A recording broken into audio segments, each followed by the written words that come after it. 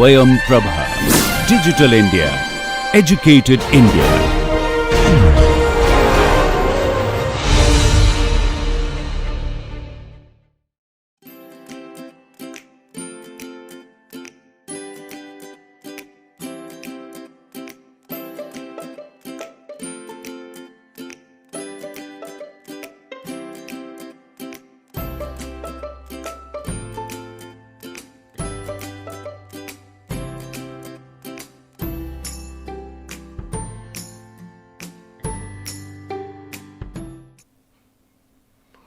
So, last class I have discussed that how you will get the shear force, bending moment, settlement and slope when a infinite beam is subjected to a concentrated load. Okay. Now, today I will discuss how the infinite beam, if the infinite beam is subjected to a concentrated moment, then how I will get the all these equations. So, quickly I will discuss that, because this moment and the this concentrated load, these are very important. These two, by using these two cases equation, I will get the other equations also for different conditions like infinite, like finite beam, semi-infinite beam cases. So, suppose this is a infinite beam which is a concentrated moment m0 or m0 is acting. So, this is x and this is also infinite beam.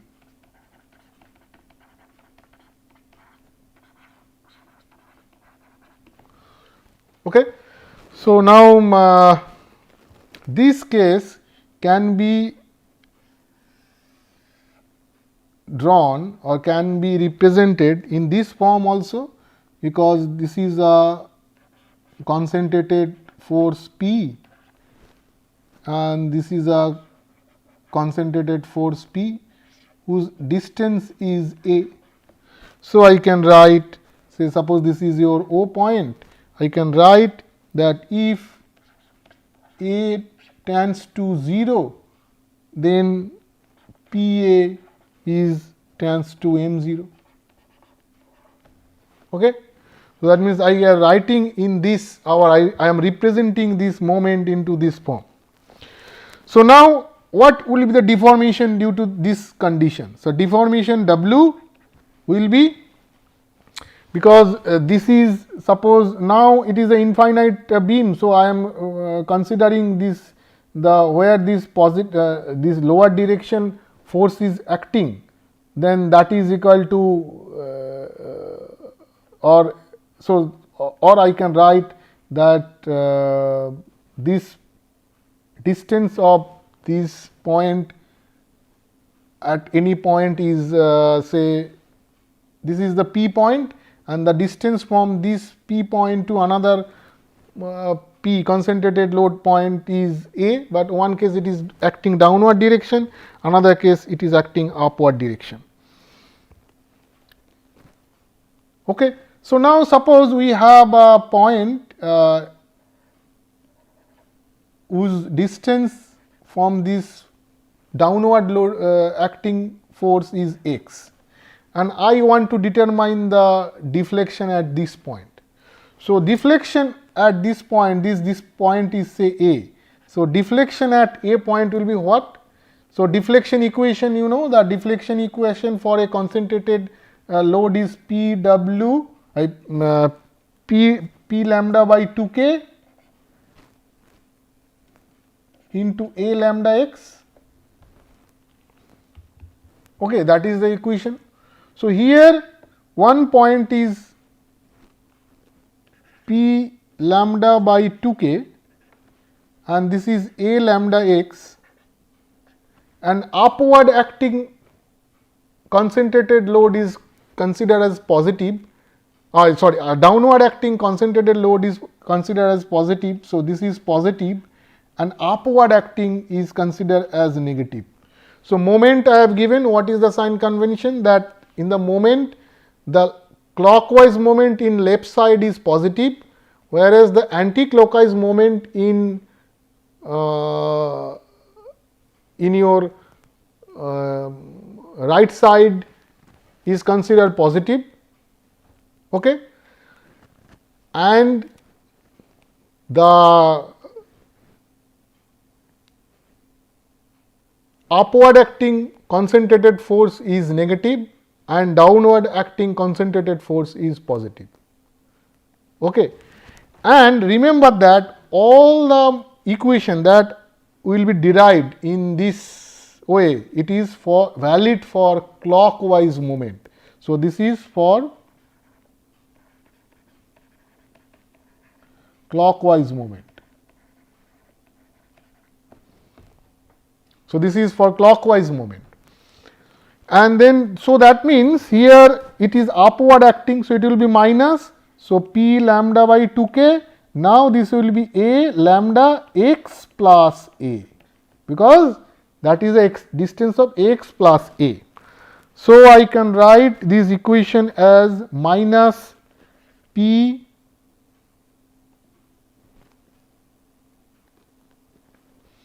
a lambda by 2k.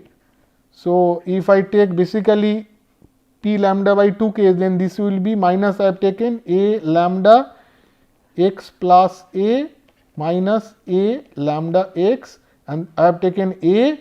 So, we have to divide a. So, this is the equation. Again these equations are valid for x equal to 0, that means for the right side. So, now I can write that for a lambda x plus a minus a lambda x plus a lambda x divided by a, if a tends to 0, that means this will be equal to d dx into a lambda x, d dA into a lambda x, and a lambda x is given e to the power minus lambda x cos lambda x plus sin lambda x. So, if you differentiate that, you will get this is equal to minus 2 lambda b lambda x. So, this a lambda is b lambda x, c lambda x, d lambda x, all are given. So, this is b lambda x. So, finally, I can write that your W at any point, because initially I have taken one point, now it is any point, will be equal to minus p a lambda divided by 2k into minus 2 lambda b lambda x. Now, for p a, this is a p a is given, a tends to 0. This will be equal to m 0, I mentioned. So, this will be your 2 will cancel out, this will be m 0 lambda square divided by k b lambda x. So, this is the equation of deflection for the concentrated clockwise moment in right side. Similarly, I can write the slope equation, and that is m 0 lambda cube divided by k by c lambda x. Bending moment is equal to m 0 by 2 d lambda x. Shear force is equal to minus m 0 by 2 lambda a lambda x. So, these are equations for concentrated clockwise moment.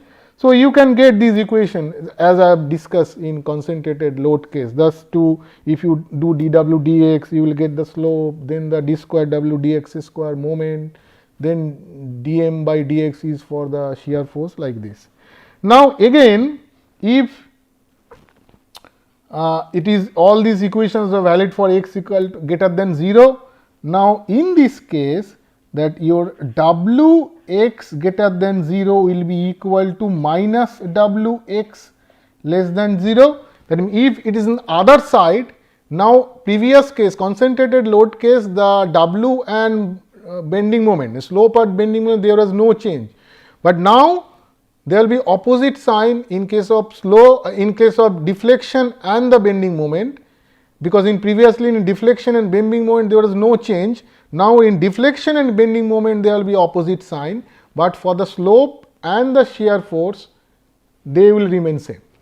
So now this is the case, and for the slope x greater than 0, this will be slope x less than 0, bending moment x greater than 0, that will be equal to minus m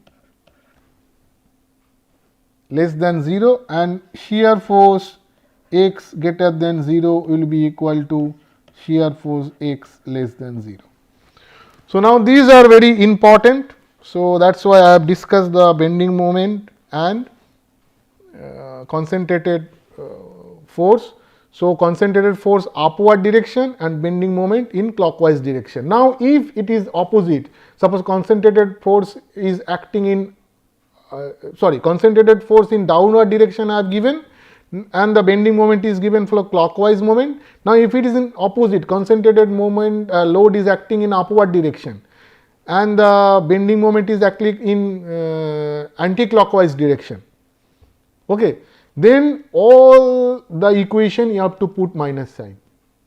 That means in such case W will be equal to minus m0 del square by k b lambda x if it is x equal to greater than 0. Now accordingly for x equal to less than 0, then you have to modify your equations like the cases I have explained. Okay. So only if the loading is acting in upward direction, concentrated load, or moment is acting in anti-clockwise direction. So in case of P or P0 it will be minus P or P0, or in case of M0 it will be minus M0, that is it. Okay. Now I will give idea if it is a uniformly distributed load.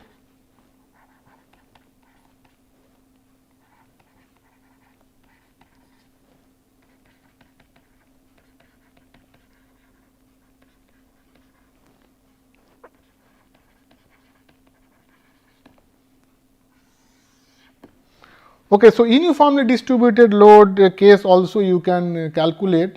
Suppose if you have a uniformly distributed load here. Now if you have point A and B and your point of interest is C at this point, which is at a distance of say A from the A point and B from the B point. Okay, and this is uniformly distributed load is Q, and you have to take a small segment of dx. Okay. Now that dx is because of that dx, so the concentrated force is acting because of this dx, there will be a concentrated force and that will be Q into dx. So this that means this UDL is considered as a number of concentrated force of Q into dx, because they have taken the number of dx elements.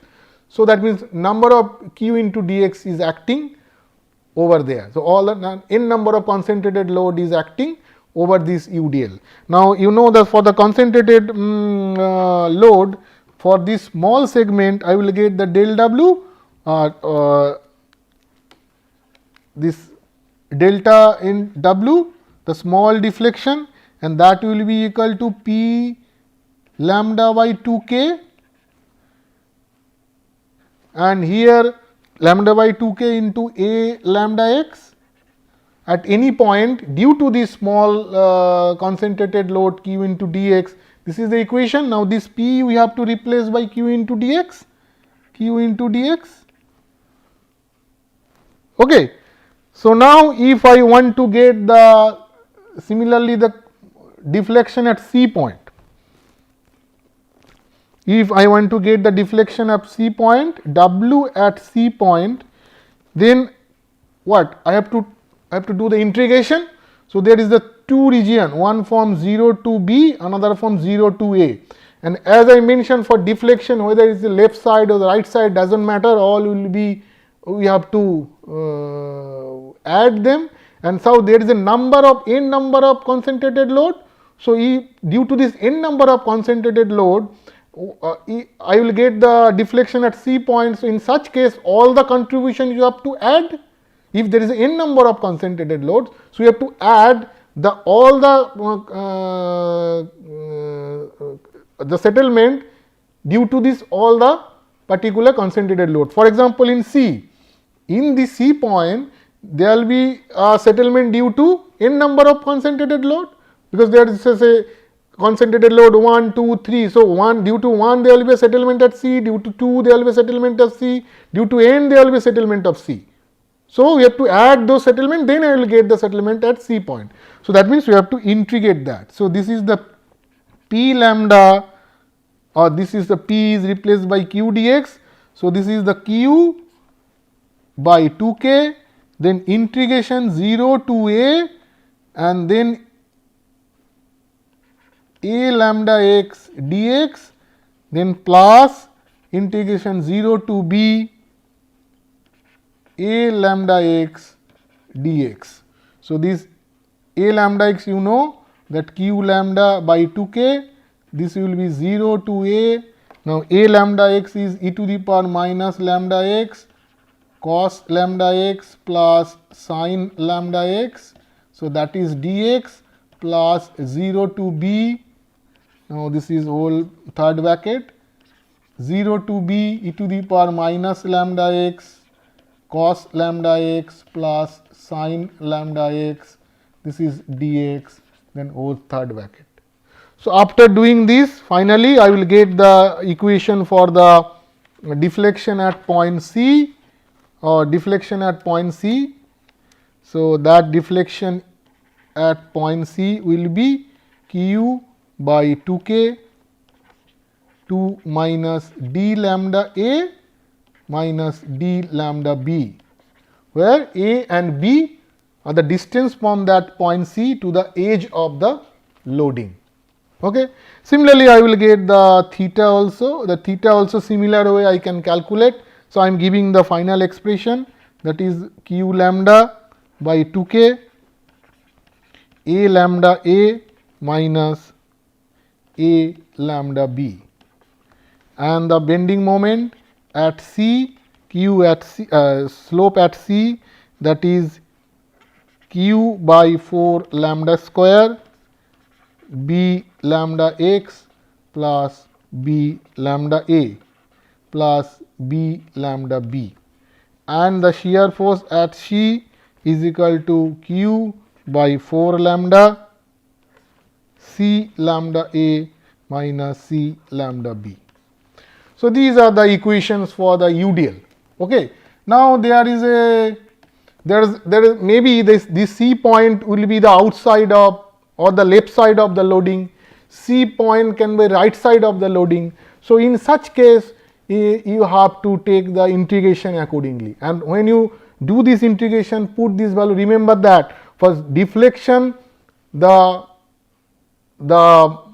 left side it will be the minus sign, and for the deflection and the moment there will be no change, but for the shear force and the slope there will be minus sign when you do the integration for concentrated load. Remember that I have discussed, and for the moment the deflection and moment will change if it is in the left side, and the other slope and shear force will remain same. So, depending upon the position of your point of interest, now the point of interest is at within the loaded region. So, I have derived like this. If the point of interest may be your left side of the load, it may be the right side of the load, that means outside of the loading, either it can be left side or it can be right side. So, according to that you have to derive the equation. And another thing, in this equation you have taken A or B. Suppose if your A is equal to 0 and B is equal to your L, if A is equal to 0, B is equal to L, then it is at point A. So, at point A your A is equal to 0, B is equal to L, and for point B your B is equal to 0, A is equal to L. So, if you put these values you will get the deflection and the other quantity at the edges of the loading also. So, this is the cases for different loading conditions, and now I will go for the semi infinite beam, and then I will give the idea how we will go for the finite beam also by using the same concept.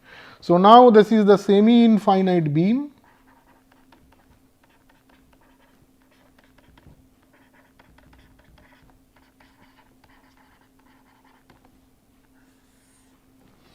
And remember that here I have given the only concentrated load and moment and then the UDL, but there can be other loading option also. That means if there is a triangular loading, then also you can get the deflection, bending moment and all other parameters for infinite beam. But now the semi infinite beam, suppose in there are three cases can be considered. One is your free end beam,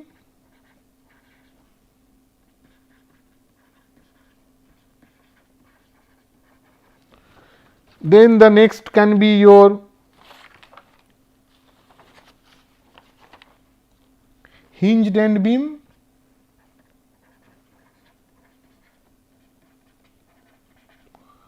then that can be your fixed end beam. So, that means this is a free end beam, hinged end beam and fixed end beam. So, I am discussing the free end beam. So, similarly you can get for hinged end and the fixed end beam. So, free end beam I am discussing. So, this is the free end beam. So, actually this side is infinite, but this side is it's finite. That means there is a free end, okay, at point A, say. So, there is a end condition, it is not infinite. And there is a load is acting, say P, at a distance of say A from this free end. So, here what to do, that the idea is that how you can solve this problem, that we have to apply the boundary condition as the free end. What is the boundary condition as the free end? Now, for free end beam,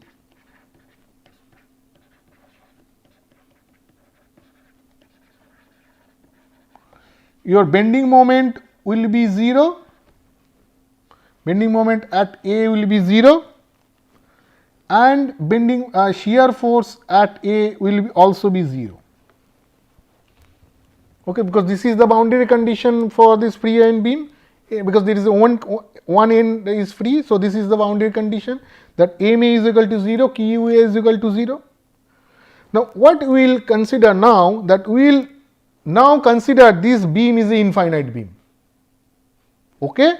So, first step we will consider that this beam is infinite beam, and by using the infinite beam concept I will determine what is the moment and shear force will develop at point A.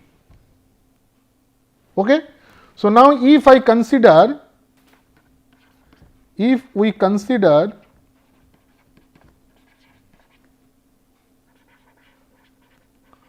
beam as infinite beam,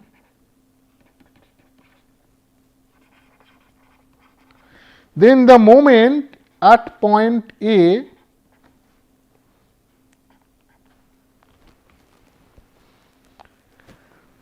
the moment at point A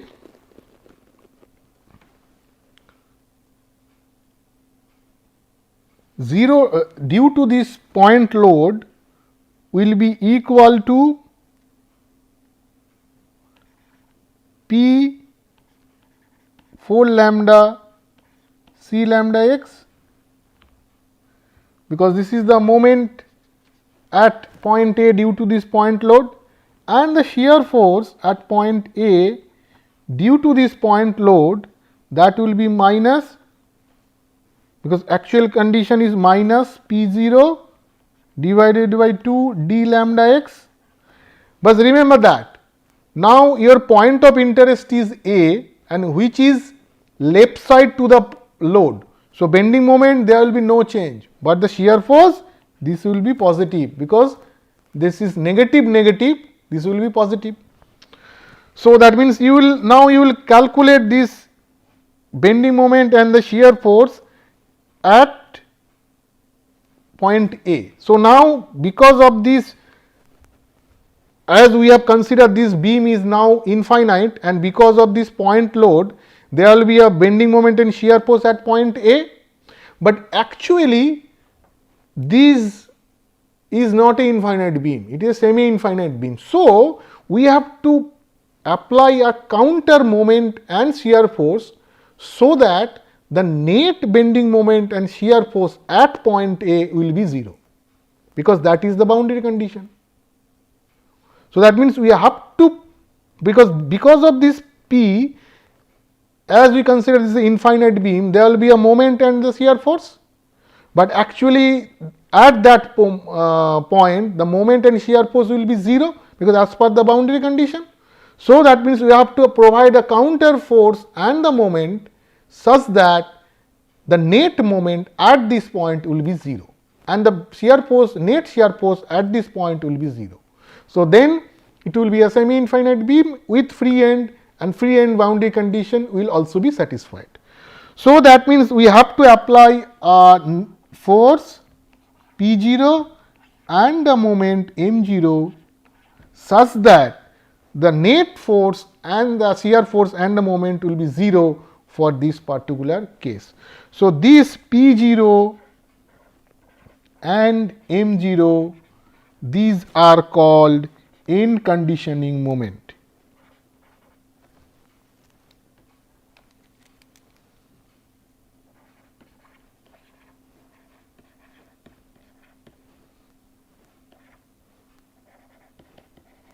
Or end conditioning forces.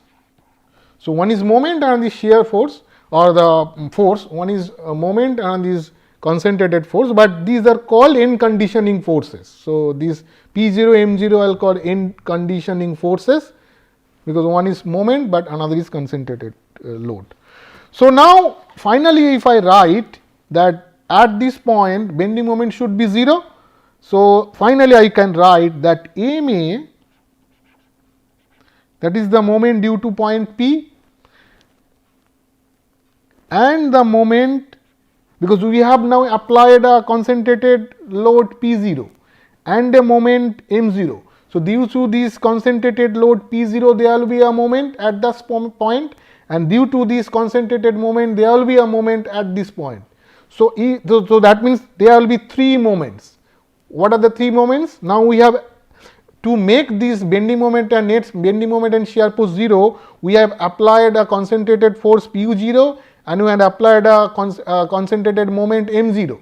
So, at a point there will be moment due to 3 forces, one is P due to P, one is due to P 0 and one is due to m 0. So, the moment due to P is P A, which expression I have given. So, moment due to P 0 will be equal to P 0 by 4 lambda, because the your concentrated moment due to concentrated load, I can write this equation that the W due to concentrated load is P lambda by 2k into A lambda x, slope is minus P lambda square by k into B lambda x. Now, m is equal to P by 4 lambda C lambda x, shear force is equal to minus P by 2 d lambda x. This is due to the concentrated load, and due to the concentrated moment your W is equal to m 0 lambda square by k into B lambda x, then theta is equal to m 0 lambda cube divided by k C lambda x, then bending moment is m 0 divided by 2 d lambda x, then this is q minus m 0 by 2 lambda into A lambda x. So, these are the 4 cases, because these I have derived. So, you should remember these equations, these are very important. So, all the semi infinite and infinite cases, these equation will be used. So, but for that means the moment due to concentrated load P0 will be P by 4 lambda C lambda x. Now, this is your point of interest is this one. So, always remember your x will be the point of interest, x equal to 0 will be point of interest. So, now here point of interest where your this is x equal to 0, it is, so x will start from here. So, your x is starting from here at this point x equal to 0. So, at this point x equal to a. So, that means this particular case your point of interest is x equal to 0. Not only the always point of interest will be x equal to 0, no, that depends at where you are determining your value, but for this particular case your point of interest x equal to 0. So, at x equal to 0 means C lambda x will be 1, because C lambda x is cos lambda x minus sin lambda x. So, sin 0 is 0, cos lambda x, that is 1. So, this is equal to 0. So, now if x equal to 0, always remember that a lambda x equal to 1, b lambda x equal to 0, c lambda x equal to 1, d lambda x equal to 1, if your x equal to 0, always remember that. So, that means here this will be P0 by 4 lambda, and due to this concentrated moment, the moment will be your m0 by 2, again d lambda x equal to 1. So, this will be m0 by 2, and that will be equal to 0 as per the boundary condition. Similarly, for the shear force also, I should write that your QA is the shear force due to the P, then the shear force due to this concentrated load P0 will be minus P0 by 2, because d lambda x will be 1, this will be P0 by 2. Then for this moment the shear force will be minus m0 by 2 into lambda, as a lambda x will be 1. So, this will be minus m0 lambda by 2, that is will also be equal to 0 as per the boundary condition. So, now after solving, so I will get that n conditioning force P0 will be 4 lambda ma plus qa, and m0 will be equal to minus 2 by lambda 2 lambda ma by plus qa. So, ma and qa I will get from these equation, ma and qa equation is given. So, and this is basically I should specifically write this is lambda a, because the distance is a. This one is also I can write specifically this is equal to a, because the distance is a. So, I will get these equation from ma and qa by using these two equation, and this is the end conditioning force. So, that means this much of P0 and M0 we have to apply to make net bending moment and shear force will be 0. So, this way, so that means now if I want to determine any deflection at any point, so now this is the case. So, there will be a M0, a P0, M0, and there will be a P. So, at any distance from this point x, I can determine the deflection, bending moment, shear force, because now we have 3 loading conditions and we have to add or subtract them depending upon its position and the values that or the equation that is given. Okay. So, in the next class what I will solve one particular problem for this semi infinite beam, and then I will give you idea how you can use this concept for finite beam also. Then I will go for the beams on 2 parameter model, and then I will discuss about this is the closed form solution I am talking about, and then I will discuss how this beam problem can be solved by using finite difference technique. Thank you.